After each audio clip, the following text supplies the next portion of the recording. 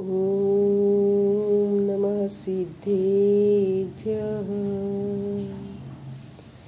ॐ नमः सिद्धेभ्यः। ॐ नमः सिद्धेभ्यः। नमो अरहन्ताणं नमो सीताणं नमो आयरीयाणं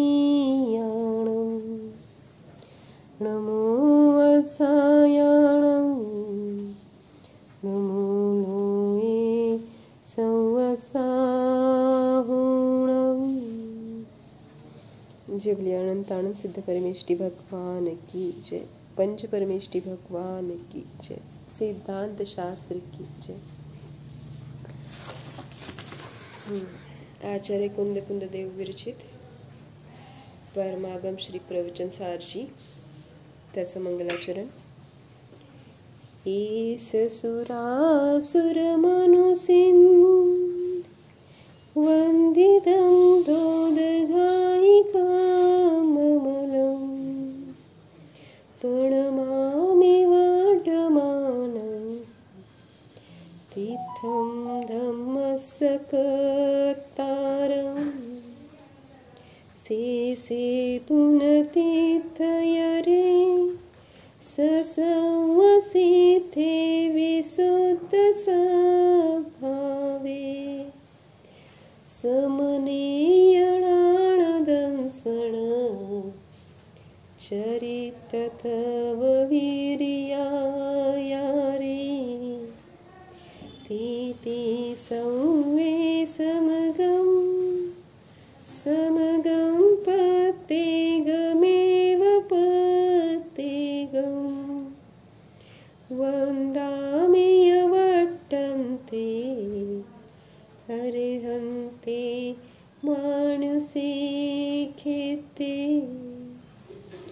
किच्चारहन्ताणं सीताणं तहणमोगणहराणम् अच्छावयमग्गणं साहुणं चेदि संवेसिं तेसिं विशुद्धदंसणाणपहाणसमं समासे च उपसंपयामि समं जतो निर्वाण संपत्ति। जय बोले आचार्य भगवान कुंद कुंद देव भगवान की जय। परमागम श्री प्रवचन सार जी की जय। तर आपण प्रवचन सार जीवन स्वातंत्र्याची कला भाग 1 व 2 ह्या ग्रंथाचा स्वाध्याय करत आहोत। ही मराठी टीका परमपूज्य आरिका शुद्धम श्री माताजींनी लिहिलेली आहे। तर आपलं गाथा चालू होती काल 34 नंबर।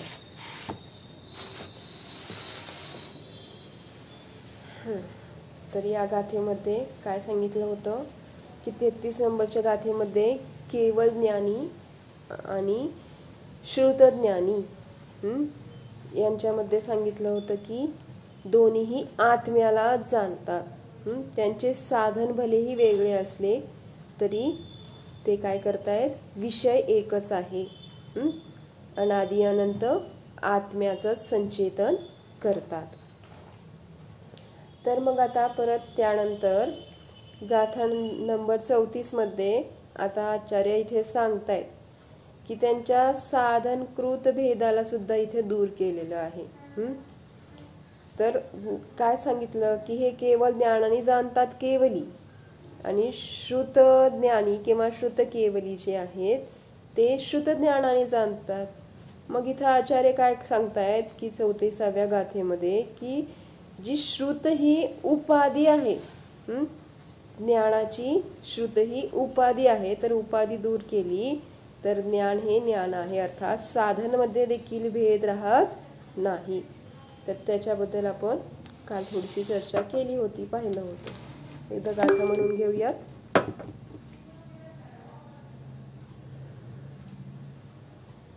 काय म्हणायचंय का सोनाली भाभी?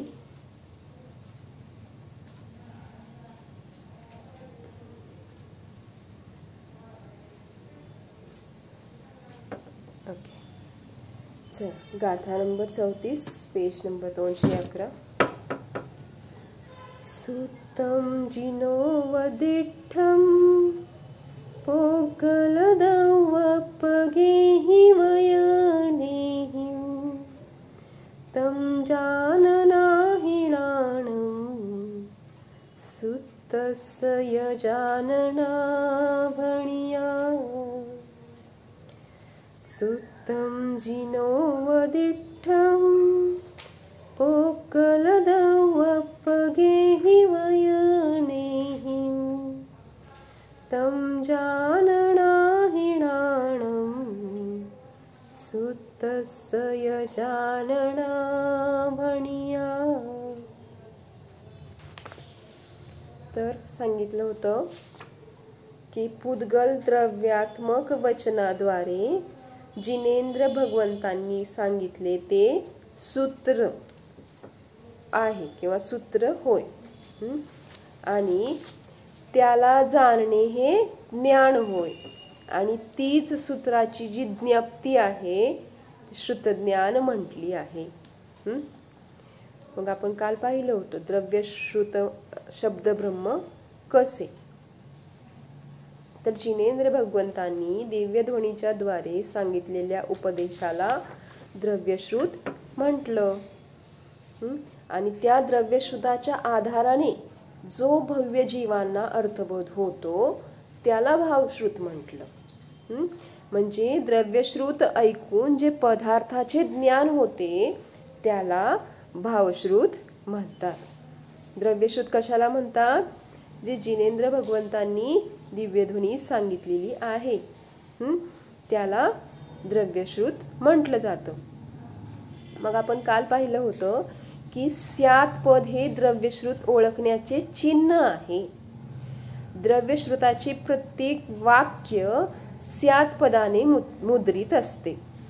आणि स्यात् पदाने जे मुद्रित वाक्य आहे ते जिनवचन आहे असे जाणावे. म्हणजे तो ट्रेडमार्क आहे थोडक्यात. जसं सांगितलं होतं की वेगवेगळ्या कंपनीचा आपला आपला ट्रेडमार्क असतो, त्यावरून ते कळतं. तसंच स्यात् पद हे वीतराग सर्वज्ञ जिनेंद्र भगवंतांच्या कंपनीचा ट्रेडमार्क आहे.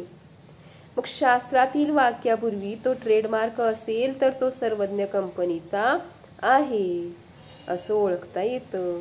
आणि तेच शास्त्र सत्शास्त्र आहे ज्यामध्ये स्यात् पदाची मुद्रा झळकते.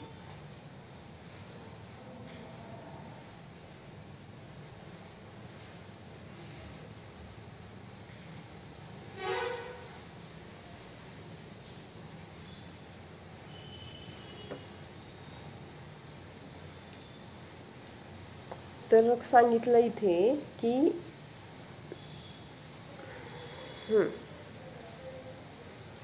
स्यात् म्हणजे काय? कथनचित भगवंतांची वाणी अनेकांतमय वस्तूचे कोणत्या तरी अपेक्षेने कथन करते.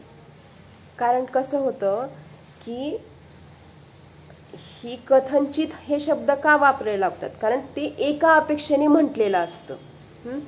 म्हणजे त्या दुसऱ्या अपेक्षेने बघितलं तर ते विरोधाभासक सुद्धा वाटतं, पण ज्या अपेक्षेने ते सांगितलेलं आहे ते कथन, म्हणून ते स्यात् म्हटलं जातं किंवा कथनचित म्हटलं जातं. म्हणून सांगितलं स्यात् पदाचं जी मुद्रा असते ते जिनवचन आहे. आणि परत पुढे काय सांगितलं होतं इथे आपण? म्हणजे सूत्राला ज्ञान जाणणे हे सूत्रज्ञान किंवा श्रुतज्ञान आहे. आणि जे सूत्रज्ञान होते ते काही श्रुताची उपाधी घेऊन होत नाही. ज्ञान तर ज्ञान आहे, त्या ज्ञानाचा आधार श्रुत असल्यामुळे त्याला श्रुतज्ञान म्हणतात. म्हणजे सांगितलं काय की श्रुतज्ञान ही सुद्धा उपाधी आहे हे सांगण्यासाठी ते सांगतायत की ज्ञान तर ज्ञान आहे, जे सूत्रज्ञान होतंय म्हणून त्याला श्रुतज्ञान म्हटलं. सूत्र कशाला म्हटलं? जे पुद्गल द्रव्यात्मक वचनाद्वारे जिनेंद्र भगवंतांनी सांगितलं आहे. सुरुवातीलाच इथे लिहिलं ना, सुत्तम जिनो वदिठ्ठम पोगल दव पगेहिम वयनेहिम. म्हणजे जे पुद्गल द्रव्यात्मक वचनाच्या द्वारे जे जिनेंद्र भगवंतांनी सांगितलेले ते सूत्र आहेत, जे पुद्गल द्रव्यात्मक आहेत ते, आणि त्याला जाणणं म्हणजे सूत्रज्ञान किंवा श्रुतज्ञान म्हटलं. आणि त्यालाच ज्ञप्ती देखील म्हटलं जातं. त्या सूत्रांची ज्ञप्ती म्हणजे ती जाणण्याची क्रिया. ठीक आहे, क्लिअर झालं भाभी? हा, तर इथे सांगितलं होतं की ज्ञान तर ज्ञान आहे, त्याला कोणतीही उपाधी नसते. त्या ज्ञानाचा आधार श्रुत असल्यामुळे त्याला श्रुतज्ञान म्हटलं. म्हणजे आधाराच्या अपेक्षेने त्याची उपाधी दिली गेली की हे श्रुतज्ञान आहे. श्रुतज्ञानाचे निमित्त कारण असल्यामुळे उपचाराने सूत्राला श्रुतज्ञान म्हटले जाते. कारण ते निमित्त कारण आहे म्हणून त्या सूत्रालाच श्रुतज्ञान म्हटलं जातं, उपचाराने म्हटलं जाते. ज्ञान अनादी काळापासून अनंत काळापर्यंत आपले ज्ञान तरंग आपल्यामध्ये घेऊनच उत्पन्न होते. ज्ञानामध्ये कोणतीही उपाधी नाही. ज्ञान हे निरुपाधी अखंड ज्योती स्वरूप आहे. ज्याप्रमाणे तिथं दिव्याचं उदाहरण काल पाहिलं आपण की त्याच्या समोर जर वेगवेगळ्या रंगाचा आपण कागद लावला तर त्या रंगाचा प्रकाश दिसतो. मग तसं बघायला गेलं तर दिव्याचा प्रकाश कसा आहे? दिव्याचा प्रकाश कलरवाला नाही. ती तर प्रकाशाची उपाधी झाली, हिरवा प्रकाश, निळा प्रकाश. तर ही प्रकाशाची उपाधी झाली. प्रकाशाचं कार्य काय आहे? उजेड करणे, प्रकाशित करणे. मग ही जी जर बाजूला केली, उपाधी जर बाजूला केली, म्हणजे ते कागद जे बाजूला केले तर काय होणार आहे? शुद्ध प्रकाश दिसणार आहे. तर तसंच सांगितलं, ही जी ज्ञानाची उपाधी आहे श्रुत ज्ञान, ही ज्ञानाला उपाधी दिलेली आहे कारण ते सूत्राला जाणतं, सूत्र ज्ञानाला जाणतं, म्हणजे सूत्राला जाणतं म्हणून त्याला सूत्रज्ञान किंवा श्रुतज्ञान म्हटलं जातंय. तर ही उपाधी जर बाजूला केली तर काय राहतंय? शुद्ध ज्ञान आहे, ते अखंड आहे, ज्योती स्वरूप आहे. तर म्हणून सांगितलं की केवळ ज्ञानच शिल्लक राहतं जर उपाधी बाजूला केली तर. मग ते काय आहे? श्रुतज्ञान असो किंवा अवधी असो, जर ते ज्ञान आहे तर ज्ञान काय? जाणण्याचंच काम करतंय. जसं तसं काय की ती प्रकाश हिरवा असो किंवा निळा असो, तर प्रकाश काय आहे? प्रकाशित करण्याचंच काम करतंय ना. तसंच ज्ञान श्रुतज्ञान असो अवधी ज्ञान असो, ते काय आहे? जाणण्याचंच काम करतंय. मग इथं आपण बघितलं की ज्ञान ज्याला जाणतं त्या अपेक्षेने ज्ञान म्हटलं जातं. घटाला जाणणारं ज्ञान घटज्ञान म्हटलं, म्हणून सूत्राला जाणणारं ज्ञान सूत्रज्ञान म्हटले. हे लक्षात घ्यायचं. सूत्रज्ञान म्हणजे श्रुतज्ञान, एकार्थक आहे सूत्रज्ञान आणि श्रुतज्ञान. मग इथं सांगितलं काय की पटाला जाणणारं पटज्ञान म्हटलं, तसंच प्रवचनसारला जाणणारं ज्ञान प्रवचनसार ज्ञान म्हटलं जातं. मग ज्ञानामध्ये बाह्य विषयांच्या अपेक्षेने भेद केले जातात अथवा ज्ञानास निमित्त असणाऱ्या साधनांच्या द्वारे ज्ञानामध्ये भेद केले जातात. जसं स्पर्शनेंद्रिय ज्ञान, रसनेंद्रिय ज्ञान, चक्षुर्ज्ञान, श्रुतज्ञान, स्मृतिज्ञान इत्यादी. मग केवळ ज्ञानाच्या स्वभावाकडे जर पाहिलं तर ज्ञान स्वतंत्र रूपाने जाणते. तेथे उपाधींची गरज नाही.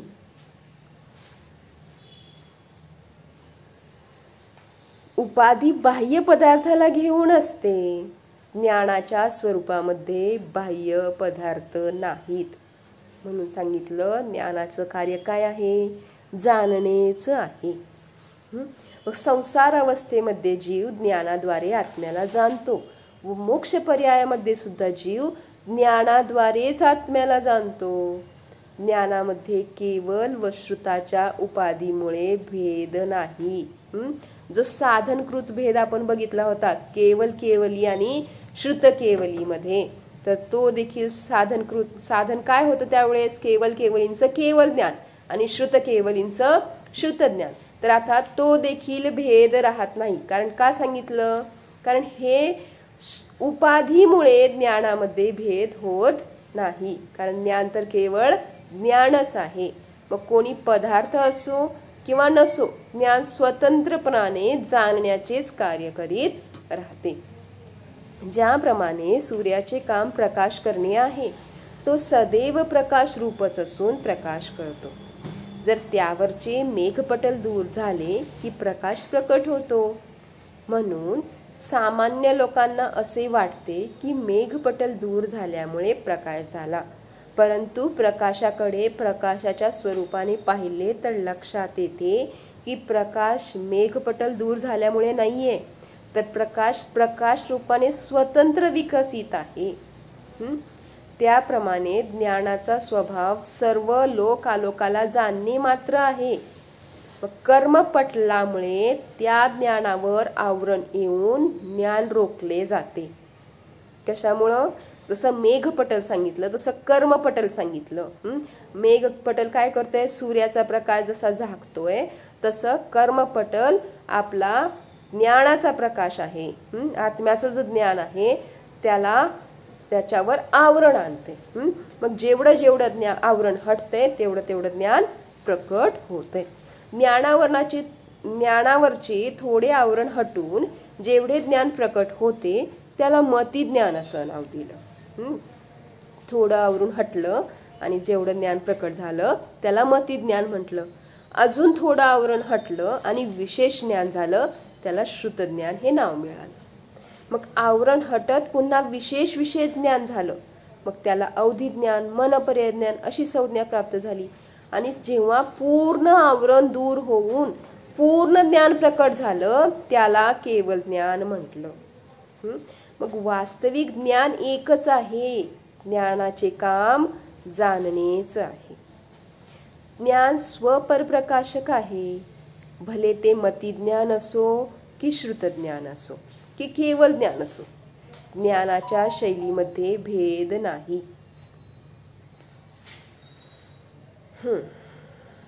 मग ज्ञान कोणतेही असो ते जाणण्याचे काम करते. वास्तविक ज्ञान एक अखंड प्रतिभास स्वरूप आहे. निश्चयाने ज्ञानामध्ये भेद नाही. ज्याप्रमाणे सूर्याचा प्रकाश एक रूप आहे त्याचप्रमाणे आत्म्याचा ज्ञानप्रकाश एक रूप आहे. परंतु ज्याप्रमाणे सूर्याला झाकणाऱ्या मेघाच्या आच्छादनामध्ये भेद पडल्यामुळे सूर्याच्या प्रकाशामध्ये भेद होतात, त्याप्रमाणे ज्ञानाला झाकणाऱ्या आवरणाच्या भेदामुळे ज्ञानामध्ये भेद होतात. कर्माचे आवरण कमी अधिक प्रमाणात दूर झाल्यामुळे आवरण कर्माच्या क्षोभक्षमामध्ये अनेक रूपता येते आणि त्यामुळे प्रकट ज्ञान सुद्धा अनेक रूप होते. वास्तविक ज्ञान एकच आहे. मग या गाथेचा भावार्थ हा आहे की केवळ ज्ञानाप्रमाणेच श्रुत ज्ञानाने देखील आपण आत्म्याला जाणू शकतो. जाणणे तर केवळ ज्ञानी व श्रुत ज्ञानींचे आत्मसंचेतनामध्ये समानच आहे. म्हणून आम्ही परोक्ष ज्ञानाच्या द्वारे आत्म्याला कसे काय जाणू शकतो असे मानून आत्मानुभवापासून वंचित राहू नये. सर्व विकल्प सोडून एक निज आत्म्याला जाणून त्याचाच अनुभव करण्याचा सतत पुरुषार्थ चालू ठेवावा. कारण काय सांगितलं, केवळ ज्ञानींचं ज्ञान असो श्रुत ज्ञानींचं ज्ञान असो, ज्ञानच आहे, ते जाणण्याचंच काम करत आहे. आणि त्या ज्ञानामध्ये आत्मसंचेतन समानच आहे. मग त्यामुळं असं नाही म्हणायचं किंवा असं नाही मानायचं की आम्ही आमच्याकडे श्रुतज्ञान आहे, मग ती श्रुतज्ञानाचे हे परोक्ष ज्ञान आहेत ना, मग ह्या परोक्ष ज्ञानाने आम्ही आत्म्याला कसं काय जाणू शकतो, तर असं म्हणू नका, असं मानू नका. असं इथं आचार्य आपल्याला आवर्जून सांगतायत की सर्व विकल्प सोडून एक निज आत्म्याला जाणून त्याचाच अनुभव करण्याचा सतत पुरुषार्थ चालू ठेवावा. सांगितलं काय की सतत आत्मानुभव करा, सतत तो पुरुषार्थ चालू ठेवा. आत्मानुभव हे मनुष्यभवातील सर्वोत्तम कार्य आहे. ते कार्य करण्याची दुर्लभ संधी आपल्याला प्राप्त झाली आहे, तर ती व्यर्थ दौडू नये. आचार्य म्हणतात, महाकष्टाने मरणाची सुद्धा चिंता न करता तत्व समजण्याकरिता तू कौतूहली हो. कुतूहल जाग कर तुझं तत्व समजण्याकरता. तू मरणाची सुद्धा चिंता करू नको. आत्मा काय वस्तू आहे ही पाहण्याची उत्सुकता उत्पन्न कर. जिज्ञासा जागृत कर. मृत्यूची किंमत देऊन सुद्धा आत्मज्ञान प्राप्त झाले तरी सुद्धा ते करावे, कारण त्याशिवाय दुःख दूर होणार नाही. आणि आत्मज्ञान झाल्यावर कोणतेही कष्ट राहणार नाही. पराला जाणून काही फायदा नाही. काय सांगितलं? पराला जाणून काहीही फायदा नाही. संसार सागराचा एक थेंब सुद्धा कमी होणार नाही. पण आपल्या आत्म्याला अनुभवपूर्वक जाणल्यामुळे संपूर्ण संसार सागर शुष्क होऊन जातो. म्हणून कोण्या ज्ञानीने म्हटले आहे, पर की ओर का झुकाव छोड़कर स्व की ओर का झुकाव करना वही सच्चा पुरुषार्थ है. काय म्हणतात? Point to be noted my lord. पर की ओर का झुकाव छोड़कर स्व की ओर का झुकाव करना वही सच्चा पुरुषार्थ है. सच्चा पुरुषार्थ सांगितला. 33 नंबरच्या गाथेमध्ये सांगितले की केवळ ज्ञानी केवळ ज्ञानाच्या द्वारे ज्या आत्म्याला जाणतात, श्रुतज्ञानी सुद्धा श्रुतज्ञानाच्या द्वारे त्याच आत्म्याला जाणतात.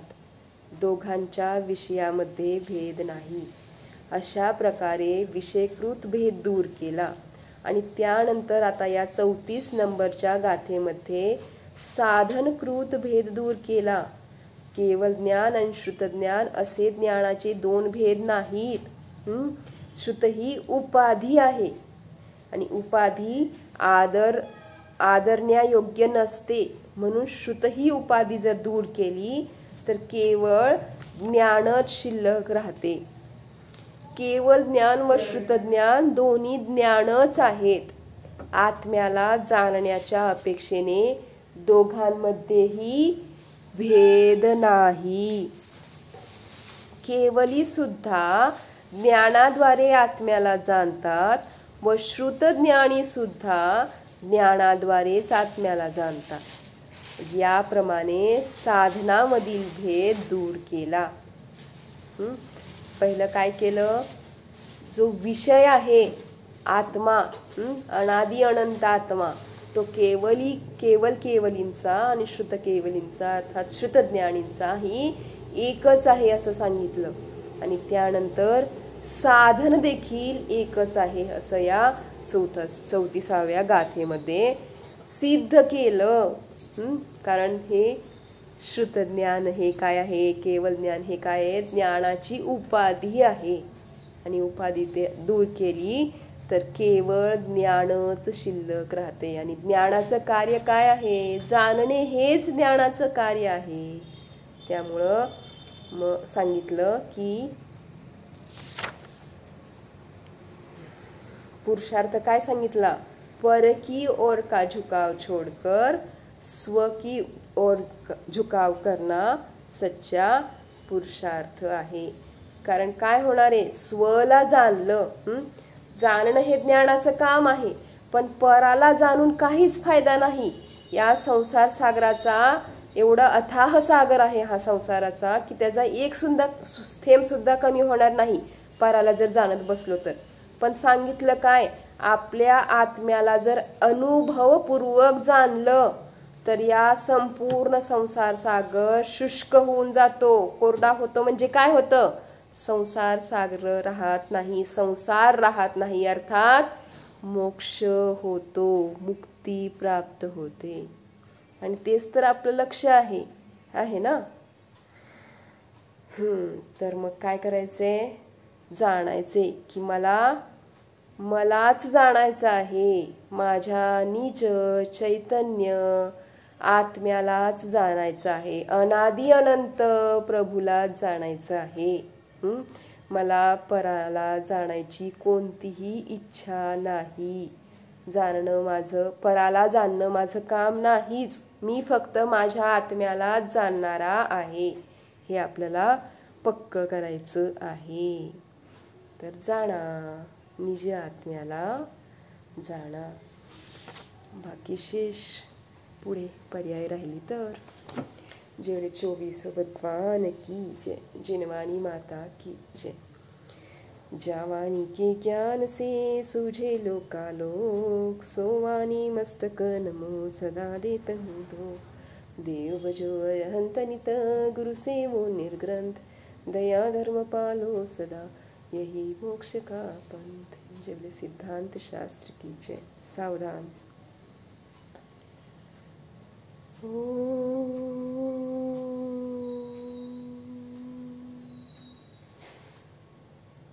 जाणा, हा मी शुद्ध चैतन्यमय जीवच आहे. हा मी जीवद्रव्य ज्ञानदर्शन स्वभावी आहे. ज्ञान हा माझ्या शुद्धात्म्याचा गुण आहे.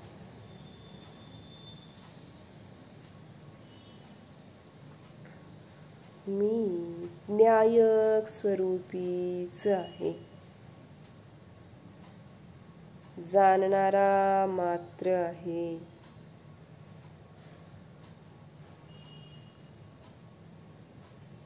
हा मी शुद्धात्मा अनादि अनंत आहे. आत्म्यालाच जाणणारा आहे.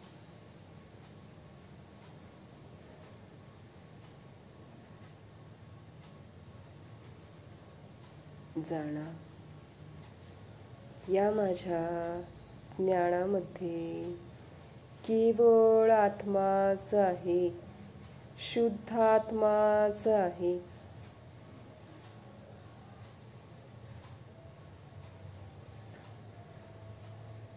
हा मी शुद्धात्मा जानन रूपाने सदा जाणणाराच आहे. जाणणे हेच माझे काम आहे.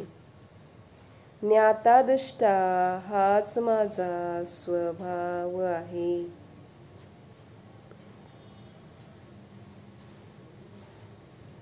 मी सदा न्यायक स्वरूपी होतो आहे, न्यायकच राहणार आहे.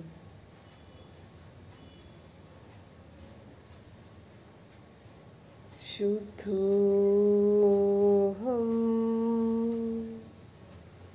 बुद्धोऽहं त्र्योऽहं ज्ञाता दृष्टा स्वरूपोऽहं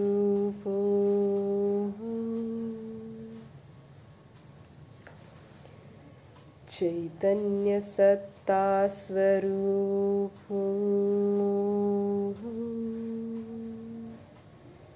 जीवोऽहं.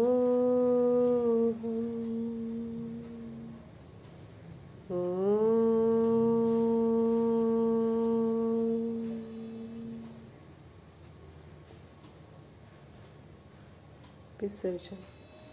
हो प्रभू, मन वचन काय कृतकारी अनुमोदन, सरंभ समारंभ आरंभ क्रोध, मान, माया, लोभ, प्रमाद इत्यादी विभावांच्या द्वारे माझ्याकडून या भवात पूर्वभवात खऱ्या देवशास्त्र गुरु यांचा अविनय झाला. घेतलेल्या व्रतामध्ये अतिक्रम व्यतिक्रम अतिचारणाचा दोष घडले. एकेंद्रियापासून पंचेंद्रियांपर्यंत ज्या जीवांची हिंसाविराधना झाली, दिवसा व रात्री घडलेल्या या सर्व दोषांचा पश्चाताप व्यक्त करून मी क्षमा मागते. हे माझे सर्व दोष मिथ्या होत. स्वाध्याय करताना जे काही दोष घडले ते सर्व दोष मिथ्या होत. मी माझ्यामध्येच राहू या सर्व दोषांविषयी मी प्रायश्चित्त घेत आहे.